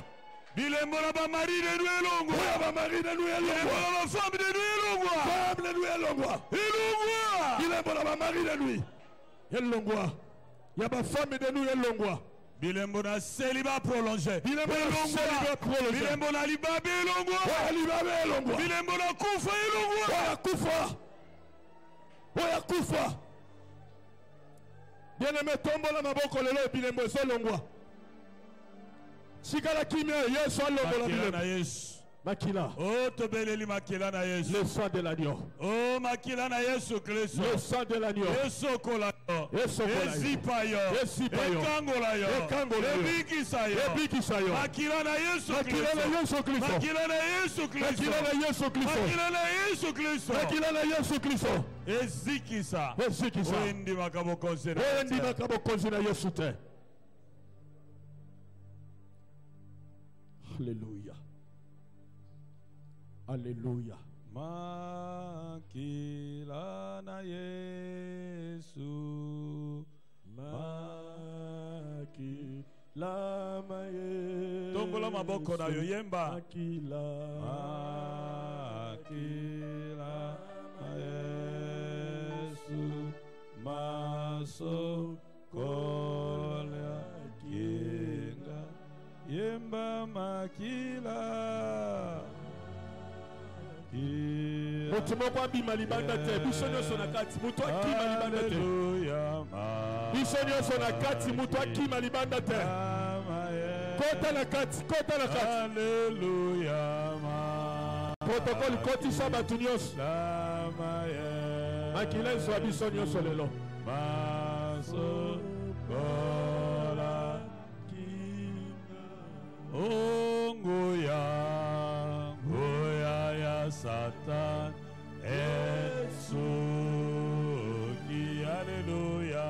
Uyaya Satana Yesu na kombo na Yesu. Uyaya Satana Yesu ki tokumi simasia. Tombola maboko na eleka mutu na yo. Hallelujah. Makila na Yesu esopana ne kuruzu na Golgota. Elembanaka eloko te. Eza na nguya ya kokangola. Eza na nguya ya kosikola. Eza na nguya ya kopetola. Hallelujah. O tika makila wana. Ekota na ame na yo. Ekota na esprit na yo. Ezindisa nzoto na yo. Soki eza na eloko. Indimaka bokonze na Yesu te na bomoi na yo. O tika makila wana elongola ngo. O tika makila wana elongola ngo. Tombola maboko no vanda kimia. Oh Yesu leka simba. Yesu leka kangula. Azonga ndenga yela kite. Oye bomba makeza la demaske. Jésus. oyo ebombamaka ezala demaske Les sangs. oyo satana atelemisa ekweya Ekweya. oyo atombola ekita Ekita. oyo abongisa ebeba. Ebeba. Alléluia. Jésus touche. Oh, que Jésus te touche. Au nom de Jésus. Que Jésus te guérisse. Au nom de Jésus. Que Jésus te touche. Au nom de Qui Jésus. te délivre de la malédiction. De la malédiction. Que Jésus te touche. touche. Qui te délivre de la De la condamnation. condamnation. Que Jésus te touche. Te touche. Qu'il annule les réclamations Qu'il qui pèsent annule les contre toi. réclamations qui Que pèsent sur Jésus toi. te touche. Te touche. Qui te délivre de l'homme fort. Te délivre Que de l'homme Jésus fort. te touche. Te touche. Qui te délivre de la femme forte. Que la femme est forte. Que Jésus te touche. Te touche. Qui te délivre de la femme forte. Que la femme forte. Fort. Au nom de Jésus. Alléluia. Tombola maboko novanda kimia azotambola. Alléluia. Azokangola. Jesus. Azosikola. Jesus. Azobikisa. Jésus. Okozonga ndenge oyelaki te. Lelo. Homme fort wana abungisi yo. Homme fort wana azangisi yo. Lelo. Azobikisa yo. Alléluia. Azokangola yo. Au nom de Azosikola Au nom yo. de Jésus. Alléluia. Alléluia. Touche. Mm. Touche. Mm. Touche. Alléluia. Touche. Touche. Touche. Jésus. Jésus touche.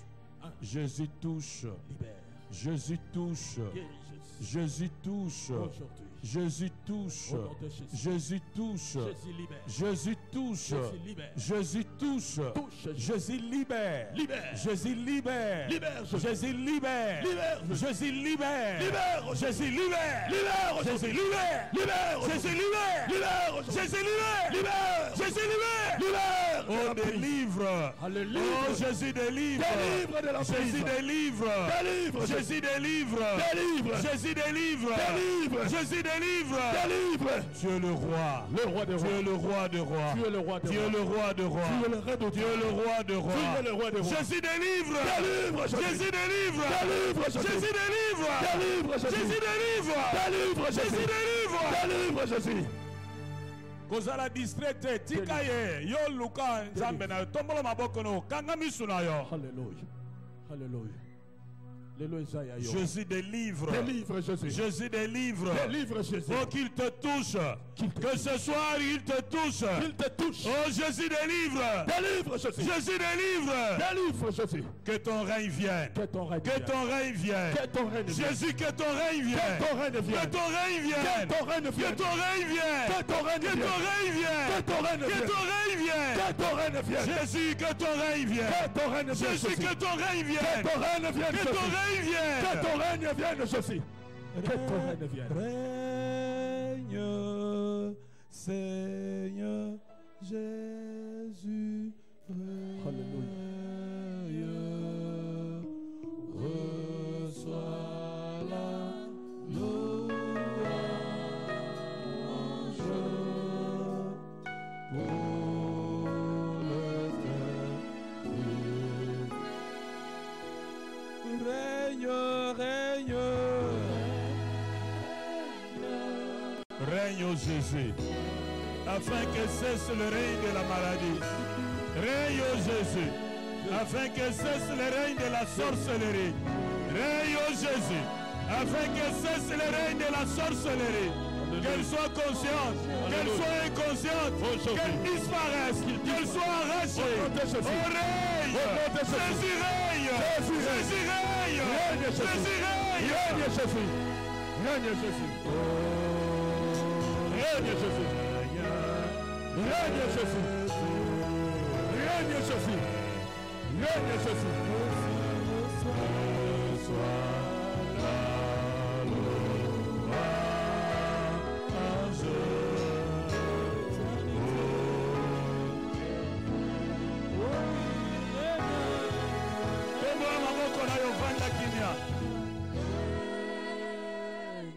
Kimia, tombola maboko na yo. Ngai kaka mutu naza na droit koloba. Alléluia. Yesu tobeleli bokonzi na yo. Yaka. Po bokonzi na Satan ekweya. Yesu lakisa ete yo nde mokonzi. Oza likolo na malade. Olakisa ke oza likolo na malade. Yesu Kristo mwana na Nzambe na bomoi. Kota sala lakisa koza likolo na soloka. Kota lakisa koza mokonzi likolo na libabe. Kota lakisa koza likolo na bonganga. Oh, que ton règne vienne. Que le règne de Jésus s'installe dans ta vie et renverse en toi tout ce qui ne le reconnaît pas comme roi. Oh, Yewana, azo simba yo. Okozonga ndengo yela kite. Okozonga ndengo yela kite. Jésus est roi. Jésus est roi. Jésus est roi. Jésus est roi. Jésus est roi. Tombola maboko na yo. Jésus est roi. Oh, reconnais-le, il est roi. Que tout ce qui est en toi qui ne reconnaît pas la Seigneurie de Jésus soit renversé. Jésus est roi. Oh, Jésus est roi. Nul n'est semblable à lui. Que son règne s'installe en toi. Que son règne s'installe en toi. Que son règne s'installe en toi. Tombola maboko na yo. Jésus est roi. Que cesse le règne de la maladie. Que cesse le règne de la maladie. Oh, yes, Azamokonz. Oh, yes, Azamokonz. Tika bokonzi na maladie kweya. Tika bokonzi na maladie kweya. Tika bokonzi na maladie kweya. Tombola maboko na yo. Yesu Azamokonz. Yesu Azamokonz. Tika bokonzi nyonso na bokeseni kweya. Tika bokonzi nyonso na bokeseni kweya. Yesu Azamokonz. Tika bokonzi na faite kweya. Ebo makamisale kweya. Tombola maboko na yo. Jésus est roi. Que cesse le règne de la maladie. Que cesse le règne de la maladie. Que cesse le règne de la maladie. Reçois la guérison. Reçois la guérison. Reçois la guérison. Par le maîtrisure de Jésus. Oh, Jésus est roi. Que cesse le règne impur dans ta vie. Que cesse le règne impur dans ta vie. Oh oui, Jésus est roi. Oh, que cesse le règne impur dans ta vie.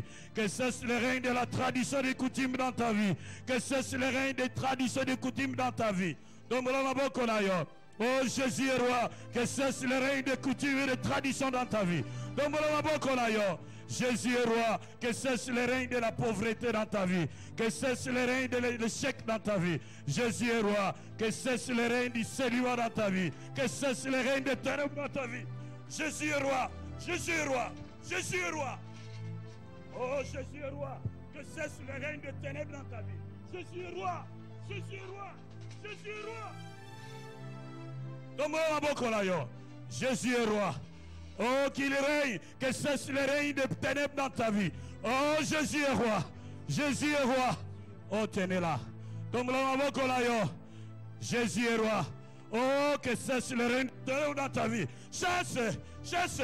Allez, sors de ce corps maintenant. Oh, que cesse le règne de ténèbres dans ta vie. Que cesse le règne de ténèbres dans ta vie. Reçois le règne de Jésus. Oh, Jésus, oh, qu'il règne en toi. Qu'il règne en toi. Et que cesse le règne du malin dans ta vie. Jésus est roi. Jésus est roi. Jésus est roi. Jésus est roi. Il est roi. Il est roi. Il est roi. Tombola maboko na yo. Jésus est roi. Jésus est roi. Que cesse le règne de l'échec dans ta vie. Jésus est roi. Que cesse le règne de ténèbres dans ta vie. Jésus est roi. Jésus est roi. Jésus est roi. Jésus est roi. Alléluia. Jésus est roi. Jésus est roi. Alléluia. Jésus est roi. Que cesse le règne de la maladie dans ta vie. Jésus est roi. Que cesse le règne de ténèbres dans ta vie. Alléluia. Jésus est roi.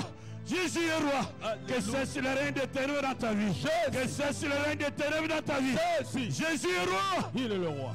Oh, il est roi. Jésus est roi. Jésus est roi. Que cesse le règne de ténèbres dans ta vie. Jésus est roi. Oh, il est roi. Il est le roi. Que cesse le règne de ténèbres dans ta vie. Que cesse le règne de ténèbres dans ta vie. Alléluia. Jésus est roi. Jésus est roi. Que cesse le règne de la pauvreté dans ta vie. Jésus est roi. Oh, il est le roi des rois. Oh, il est le roi des rois. Il est le roi des rois. De la pauvreté et de l'échec dans ta vie. Jésus est roi. Que cesse le règne de ténèbres dans ta vie. Jésus est roi. Jésus est roi. Alléluia. Jésus est roi. Il est le roi. Continuez, cherchez, priez. Jésus est roi. Il est le roi des rois. Jésus est roi. Jésus est roi. Jésus est roi. Que cesse les Indiens dans ta vie. Que Il est le roi des Le rois. règne des ténèbres dans ta vie. Jésus est roi. Oh, Jésus est roi. Jésus est roi. C'est le règne de la Il est sérénité le dans roi. ta vie. Alléluia. Jésus est roi. Jésus est roi. C'est le règne des ténèbres dans ta vie. Jésus est roi. Oh, Jésus est roi. Jésus est Il roi. règne. Il est le roi des Il rois. règne. Il est le roi des rois. Oh, tombola maboko na yo. Alléluia. Il va régner. Alléluia. Il va régner. Alléluia. Il va régner dans ta vie. Alléluia. Il va régner dans ton corps. Alléluia. Il va régner dans ta vie. Alléluia. Il va régner dans ton corps. Alléluia. Il va régner. Jésus est Oh, roi. Jésus va régner. Jésus est Il va roi. régner dans ta vie. Jésus est Il roi. va régner dans ton corps. Jésus est roi. Jésus va régner. Jésus est roi. Qu'il règne. Il règne. Qu'il règne. Il règne. Qu'il règne dans ton Il corps. règne. Alléluia. Jésus est roi. Jésus est roi. Il est le roi des rois. Oh, que cesse le règne.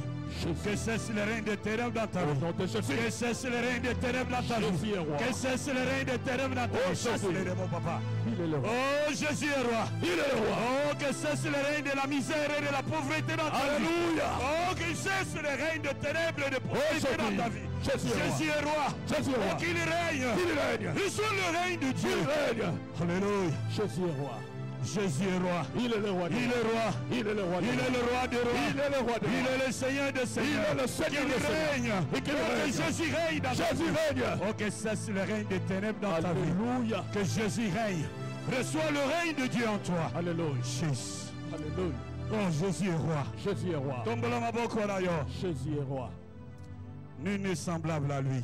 Personne. Il est le roi des rois. Il est le roi des rois. Il est le Seigneur des Il seigneurs. est le Seigneur des Jésus seigneurs. est roi. Il est le roi. Que cesse le règne des ténèbres dans ta vie. Il est le roi. Que cesse le règne des ténèbres dans ta vie. Au nom de Que Jésus. cesse le règne des ténèbres dans ta vie. Jésus est Oh, roi. qu'il règne sur toi. Qu'il règne sur Qu'il toi. règne sur ton corps. Jésus est Qu'il roi. règne sur ton âme. Jésus est Que roi. cesse le règne des ténèbres dans ta vie. Aujourd'hui. Oh, que Jésus règne. Il règne. Il règne. Il règne. Jésus est roi. Oh, que cesse le règne des ténèbres dans ta vie. Jésus Jésus est roi. Jésus Que est roi. cesse le règne de la pauvreté Et la et de l'échec dans ta pauvreté. vie. Que cesse le règne de la confusion dans Et ta la vie. confusion. Jésus règne. Jésus règne. Jésus règne. Jésus est roi. Oh, Jésus règne. Jésus règne. Jésus règne. Il est le roi. Jésus règne. Il est le roi des Jésus rois. règne. Il est le roi Jésus des rois. règne. Jésus est roi. Il est le Seigneur Oh, des que seigneurs. cesse le règne de l'échec dans De ta vie. l'échec. Oh, que cesse le règne de la Jésus. pauvreté dans ta vie. Jésus. Jésus. Jésus est roi. Il est le roi des rois. Jésus est roi. Jésus est roi. Jésus est roi. Jésus est roi. Yesu nde mokonzi. Yesu nde mokonzi. Nyonso ndimaka bokonzi nete. Yes. Oyo ekonza bomoi na yo. Yesu nde. Ekweya ye. Yes. Yesu akonza bomoi Yesu na yo. akonza lelo. Yesu adondo na bomoi. Yesu. Jésus. Jésus. Alléluia. Alléluia. Yesu aza mokonzi. Jésus est roi. Que cesse le règne de ténèbres dans ta vie. Au nom de Jésus. Que cesse le règne de ténèbres Au dans ta nom de vie. Jésus. Que cesse le règne de ténèbres dans ta Au vie. nom de Jésus. Oyo nyonso ndimaka Qu'il bokonzi règne. nesute. Qu'il Oh, règne. Jésus est roi. Jésus est Jésus Seigneur. est roi. Il est le Que roi des cesse rois. le règne de ténèbres Il dans est ta le vie. roi des rois. Jésus. Alléluia. Tombola maboko na yo. Jésus est roi. Reçois le règne de Dieu dans ta vie. Alléluia. Reçois le règne de Dieu dans ta vie. Alléluia. Jésus est roi. Il est le roi. Il n'est semblable à lui. Personne. Reçois le règne de Dieu dans ta vie. Jésus. Oh, que cesse le règne de ténèbres dans ta Jésus. vie. Jésus. Jésus est roi. Jésus. Oh, que cesse le règne de ténèbres. dans ta Jésus. vie. Jésus est roi. Jésus est roi. Jésus est roi. Il est le roi. Jésus est roi. Jésus est Que roi. cesse le règne de ténèbres dans ta vie. Jésus. Jésus est roi. Reçois. Il est le roi. Reçois la seigneurie de Jésus. La seigneurie. Reçois la seigneurie La de Jésus. seigneurie de Que Jésus. cesse le règne du La Seigneur. seigneurie de Jésus. Jésus. Alléluia. Jésus est Seigneur. Jésus est roi. Jésus est le Que roi. cesse le règne de Jésus est ténèbres le dans ta vie. Seigneur. Jésus est roi. Le roi Que des rois. cesse le règne de la pauvreté dans ta vie. Alléluia. Jésus est roi. Jésus est roi. Jésus est roi. Jésus Que est cesse Seigneur. le règne de la misère dans ta vie. Au nom de Jésus Jésus. est roi. Jésus est Que roi. cesse la confusion Au dans nom ta de vie. Jésus. Jésus est roi. Il est le roi Que des cesse rois. la confusion dans ta vie. Il est le roi des Oh, rois. que cesse la sérénité Jésus dans est ta vie. roi. Jésus est roi. Jésus est Seigneur. Jésus est roi. Jésus est roi. Jésus est roi. Il est le roi. Cesse le règne de Au nom de Jésus. ténèbres dans ta Le vie. règne des ténèbres. Jésus est roi. Alléluia. Jésus est Seigneur. Oh, soulève tes mains. Jésus est Jésus est roi. Jésus est Que Seigneur. cesse le règne de Jésus ténèbres est dans roi. ta vie. Alléluia. Jésus est roi. Alléluia. Que cesse le règne de ténèbres Au dans nom ta de vie. Jésus. Jésus est roi. Il est le roi. Que cesse le règne de ténèbres dans ta vie. Alléluia. Jésus. Jésus est roi. Jésus est roi. maboko na yo. Jésus est roi. bondela na se motema naloba na yesu nalingi mutu mosusu akonza ngai te Alléluia. nalingi eloko mosusu ekonza ngai te Alléluia. obele yo okonza ngai Alléluia. bondela esika ezwami yo. Alléluia. Il est le roi.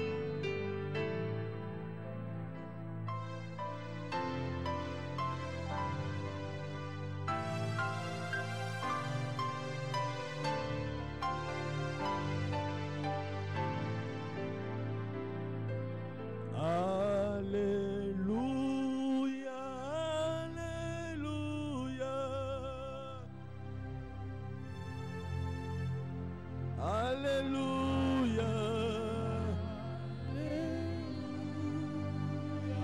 Alléluia. Jésus est roi. Il est le roi des rois, Jésus. Il est le roi des rois, Jésus est roi, Jésus est Seigneur.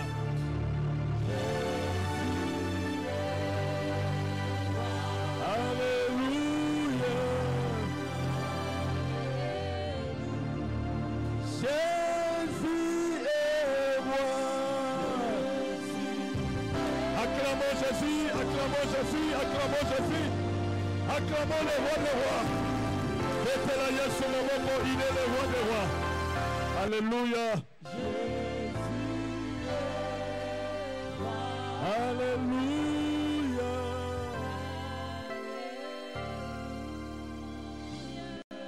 Père Sanjambe, merci pour notre service à Mouné na sali na vie ayo. Tondaye pour la délivrance, tondaye pour la visitation. Tondaye pour la makambo malamu fungolio. Lelo zozonga pepele tondaye. Marie de nuit wana tiki yo lelo zozonga kimia. Tondaye pour ma cauchemar wana kosala yo telelo. Tondaye pour la guérison. Tondaye pour bikina maladie wana tondaye tondaye. Apesi ya nona likambo na yo. Lelo bimina buloko tondaye. Dieu merci à Jésus.